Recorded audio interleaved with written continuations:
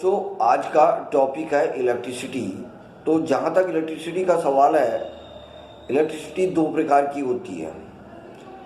एक होती है इलेक्ट्रोस्टैटिक इलेक्ट्रिसिटी और एक इलेक्ट्रिसिटी जो हमारे घरों में होती है, इलेक्ट्रिक करंट जिसको हम कहते हैं। और वैसे जो इलेक्ट्रिसिटी घरों में होती है, आती है या टेलीफोन वगैरह, वो ये भी वैसे दो प्रकार की, एक एसी होती है और एक डीसी होती है। तो सबसे पहले मैं बात करूंगा इलेक्ट्रिसिटी पैदा कैसे होती है और इलेक्ट्रिसिटी है क्या। तो इलेक्ट्रिसिटी को जानने से पहले हमें चार्ज के बारे में जानना जरूरी है। तो चार्ज क्या होता है, आपने देखा होगा, जैसे हमारे पास एक प्लास्टिक का कोई कॉम है और उसको हम अपने डाई हेयर पे रब करते हैं, रगड़ते हैं, और उसके बाद उसको कागज के छोटे छोटे टुकड़ों के सामने ले जाते हैं तो वो उनको पिकअप कर देता है। और हम कहते हैं कि जो प्लास्टिक का कॉम है उस पर वो चार्जेबल हो गया है। इसका मतलब चार्ज मैटर की एक प्रॉपर्टी है जिसके द्वारा वो दूसरे मैटर पर फोर्स ऑफ अट्रैक्शन और फोर्स ऑफ रिपल्शन लगाती है। मतलब ए charge is a property of matter by which it exerts a force of attraction or repulsion of any other matter। ठीक है। और जहां तक चार्ज की यूनिट का सवाल है, एसआई यूनिट का सवाल है, तो इसकी एसआई यूनिट कूलाम होती है। ठीक है। एक साइंटिस्ट थे, उनके सम्मान में चार्ज की यूनिट कूलाम रखी गई। ठीक है। अब हम चार्ज की बात करें तो चार्ज दो प्रकार का होता है। There are two types of charge, positive charge and negative charge. और चार्ज की जो प्रॉपर्टी होती है, सेम चार्ज एक दूसरे को रिपल करता है, धक्का देता है, and different charge attract to each other. समझिए। और अब बात कर रहा हूं मैं बिजली की, इलेक्ट्रिसिटी की। तो मैंने कहा इलेक्ट्रिसिटी जो पैदा होती है वो चार्ज के द्वारा होती है। और पहली जो इलेक्ट्रिसिटी होती है उसको हम इलेक्ट्रोस्टैटिक इलेक्ट्रिसिटी कहते हैं। जो आप आसमान में बारिश के टाइम देखते हैं, जब बारिश होती है, थंडर होता है, बिजली कड़कती है, तो वो जो बिजली आसमान में बनती है उसको हम इलेक्ट्रोस्टैटिक इलेक्ट्रिसिटी कहते हैं। क्योंकि वो जो बिजली होती है वो रेस्ट चार्ज के द्वारा पैदा होती है। रेस्ट मानी स्टेशनरी चार्ज के द्वारा। और एक दूसरी इलेक्ट्रिसिटी होती है जो हमारे घरों में होती है, जिसको हम एसी कहते हैं, इलेक्ट्रिक करंट। तो इसको हम इलेक्ट्रिक करंट कहते हैं। तो ये जो घरों में जो इलेक्ट्रिसिटी है जिसको हम इलेक्ट्रिक करंट कहते हैं, ये तब पैदा होती है जब चार्ज फ्लो करता है। करंट का मतलब धारा जो बहता है। जैसे आपने सुना होगा वाटर करंट, वाटर के जो बहने वाली जो जब वाटर बहता है उसकी स्टीम बहती है तो उसको वाटर करंट कहते हैं। हवा की एक स्टीम बहती है उसको एयर करंट कहते हैं। ऐसे चार्ज की जब एक स्ट्रीम बहती है, एक धारा बहती है, तो उसको आप करंट कहते हैं। तो flow of charge is called electric current. ठीक है। इट्स मैग्नीट्यूड, और इसका जो मैग्नीट्यूड होता है, it is defined as the total amount of charge flow in unit time is called magnitude of electric current. मतलब यूनिट टाइम का मतलब है 1 सेकेंड, 1 मिनट, 1 आवर। मतलब यूनिट टाइम में आप यहाँ पे 1 सेकेंड मान के चले, यूनिट टाइम में जितना चार्ज किसी कंडक्टर में फ्लो करता है उसको हम इलेक्ट्रिक करंट कहते हैं। तो इलेक्ट्रिक करंट इक्वल टू हो गया charge upon time. Electric current को I से डिनोट किया जाता है, चार्ज को Q से डिनोट किया जाता है, टाइम को T से डिनोट किया जाता है। तो I equal to Q upon T। यहाँ पे जो कूलाम है, चार्ज है, उसकी एसआई यूनिट आपकी जो है कूलाम होती है और टाइम की सेकंड होगी। तो इस प्रकार से इलेक्ट्रिक करंट की एसआई यूनिट कूलाम पर सेकंड, और कूलाम पर सेकंड को हम एम्पियर भी कहते हैं। एम्पियर भी आपके एक साइंटिस्ट थे जिनके सम्मान में ये यूनिट दी गई है। ठीक है, अब मैं आपसे बात करूंगा, ये तो हो गया इलेक्ट्रिक करंट। ठीक है, जो चार्ज के फ्लो होने को हम इलेक्ट्रिक करंट कहते हैं। ठीक है, लेकिन चार्ज बहता क्यों है, फ्लो क्यों होता है, उसका रीजन क्या है, मतलब इलेक्ट्रिक करंट का मेन कॉज क्यों है। देखो, चार्ज के कारण इलेक्ट्रिक करंट फ्लो को, चार्ज फ्लो ऑफ चार्ज को हम इलेक्ट्रिक करंट कहते हैं। लेकिन इलेक्ट्रिक करंट चार्ज के द्वारा पैदा होता है, लेकिन कब, जब चार्ज फ्लो करता है। लेकिन वो फ्लो कब होता है, तो उसके लिए एक साइंस का नियम है। देखिए, एयर कब फ्लो करती है, जब एक जगह एयर की जो है अमाउंट ज्यादा हो जाती है, एक जगह कम। तो एक नेचुरली ये साइंस का नियम है, जहां एयर की अमाउंट ज्यादा होगी वहां से वो नेचुरली, जहां एयर की मात्रा कम होगी मानी एयर प्रेशर कम होगा, तो वहां एयर क्या करेगी, फ्लो करेगी। और तब तक फ्लो करेगी जब तक दोनों ओर एयर प्रेशर इक्वल हो जाए। उसी प्रकार जब किसी भी कंडक्टर में जिसमें चार्ज फ्लो करता है, मेटल्स में तभी चार्ज फ्लो करता है जब उसके 2 पॉइंट्स पे क्या हो जाता है, इलेक्ट्रिक प्रेशर का डिफरेंस आ जाता है। मतलब अगर किसी भी कंडक्टर 2 पॉइंट पे इलेक्ट्रिक प्रेशर में डिफरेंस आ गया तो उस कंडक्टर में चार्ज फ्लो करेगा निश्चित रूप से, तब तक जब तक प्रेशर इक्वल ना हो। और इस इलेक्ट्रिक प्रेशर का जो डिफरेंस है, इसको हम पोटेंशियल डिफरेंस भी कहते हैं। तो चार्ज इज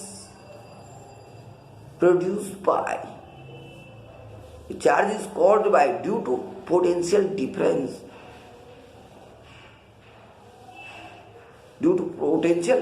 मानी चार्ज किसके द्वारा मानी फ्लो करता है, पोटेंशियल डिफरेंस। और पोटेंशियल डिफरेंस को कौन पैदा करता है, बैटरी सेल्स, जो उसका सोर्स होता है। समझिए, तो इसका मतलब ये है, इलेक्ट्रिक करंट के लिए चार्ज भी चाहिए और वो एनर्जी का सोर्स भी चाहिए जो कंडक्टर में पोटेंशियल डिफरेंस को पैदा कर सके। अगर किन्हीं कंडक्टर के किन्हीं 2 पॉइंट के बीच पोटेंशियल डिफरेंस सेम हो गया तो उसमें करंट फ्लो नहीं करेगा। ठीक है, तो ये आप चार्ज का मानी इलेक्ट्रिक करंट की मानी क्या होता है, इलेक्ट्रिक करंट का कारण क्या होता है, कॉज क्या है, इसकी यूनिट क्या है, ये आप समझ गए। अब मैं आपको बता रहा हूँ इलेक्ट्रिक करंट की मैंने ऐसा यूनिट आपको एम्पियर बताई, कूलम पर सेकंड भी इसको कहते हैं।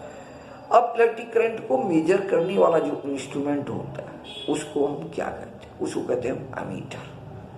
ठीक है, ये इलेक्ट्रिक करंट को मेजर करता है। और इसका देखो, कोई भी जो चाहे कंडक्टर हो चाहे इंस्ट्रूमेंट है, उसका एक नेचुरल कैरेक्टर एक दूसरा ये होता है कि वो चार्ज का फ्लो का विरोध करता है, इलेक्ट्रिक फ्लो का विरोध करता है, तो उस कैरेक्टर को रेजिस्टेंस का कहा जाता है। और प्रत्येक कंडक्टर का कुछ ना कुछ रेजिस्टेंस होता है। ठीक है, सबसे हाई रेजिस्टेंस इंसुलेटर का होता है। लेकिन एमीटर इलेक्ट्रिक करंट को मेजर करने वाला इंस्ट्रूमेंट है जो इलेक्ट्रिक करंट को मेजर करता है, तो उसका रेजिस्टेंस जितना हो सके लो होना चाहिए। और अगर हम बात करें आइडियल एमीटर की, तो उसका रेजिस्टेंस 0 मान लिया जाता है। क्योंकि अगर उसका रेजिस्टेंस लो नहीं होगा या 0 नहीं होगा तो वो करंट के मैग्नीट्यूड को सही ढंग से मेजर नहीं करेगा। क्यों, जो करंट किसी भी कंडक्टर में बहेगा, अगर उसमें रेजिस्टेंस होगा तो उसका अपोज करेगा, तो उसकी एक्चुअल वैल्यू को एमीटर मेजर नहीं करेगा। तो ये भी आप समझिए, एमीटर जो है इलेक्ट्रिक करंट को मेजर करता है और इसका रेजिस्टेंस जो है बहुत ही कम होता है। ये मान के चलो आप एक आइडियल जो एमीटर हो तो उसका रेजिस्टेंस हम 0 मानते हैं, ठीक है। और एमीटर को जब किसी भी सर्किट करते में अब कनेक्ट किया जाता है तो उसको सीरीज वे में कनेक्ट किया। सीरीज वे मतलब चेन वे। जैसे सीरीज वे का मतलब है कि जैसे चेन, जैसे सीरीज वे ये हो गया, मैंने इस बुक को पकड़ लिया, ठीक है, ये एमीटर है, सपोज ये बुक एमीटर, मैंने इसको पकड़ लिया, यहाँ से जो है दूसरे ये मैंने इस तरह से इसको पकड़ लिया, ये एमीटर है, तो ये साथ में तो ये चेन बनी है सर्कुलर, ये अब समझ लो आप एक सीरीज में कनेक्ट किया जाता है। अब मैं बात करूंगा आपके पास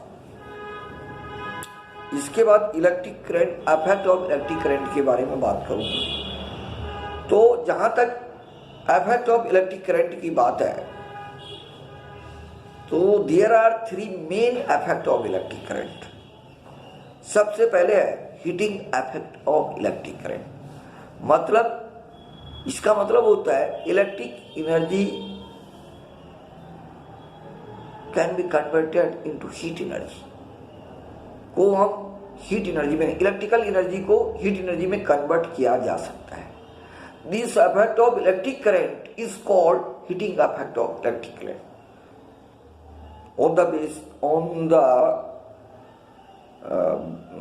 on basis of heating effect of electric current. There are several instruments like geyser, heater, boiler, electric iron works। मतलब जो इलेक्ट्रिक आयरन है, प्रेस है, गीजर है, समझ गया आपका, बॉयलर है, all are based on heating effect of electric current.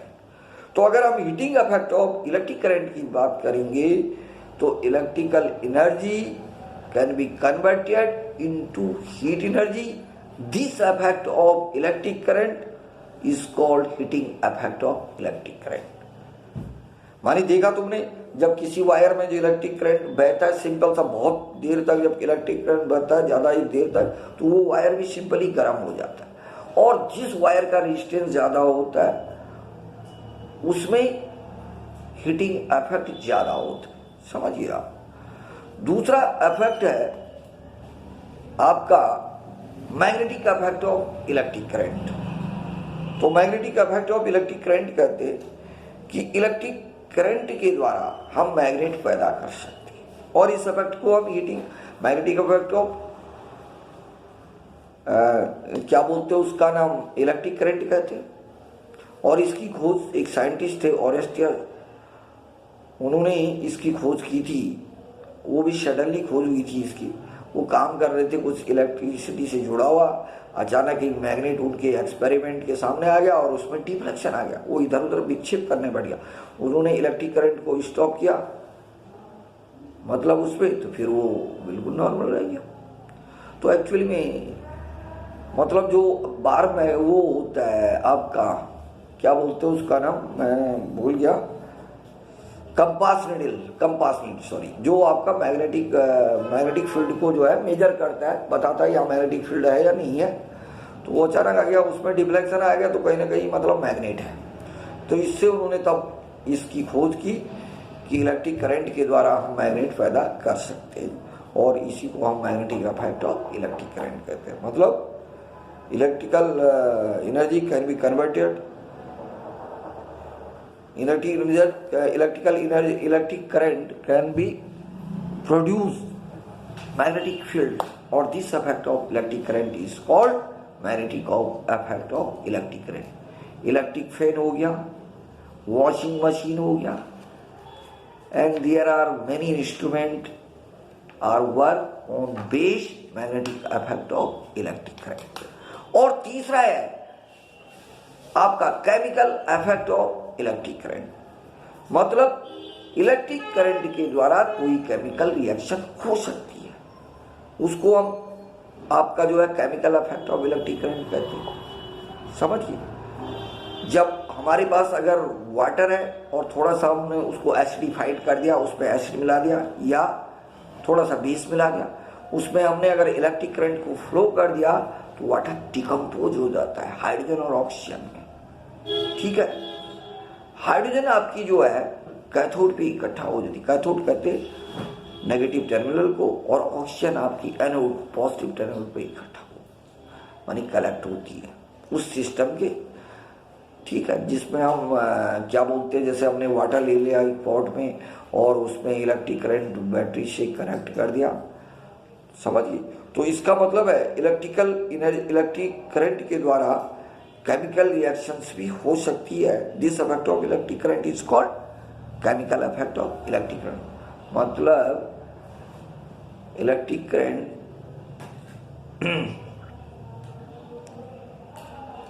can be completed a chemical reaction.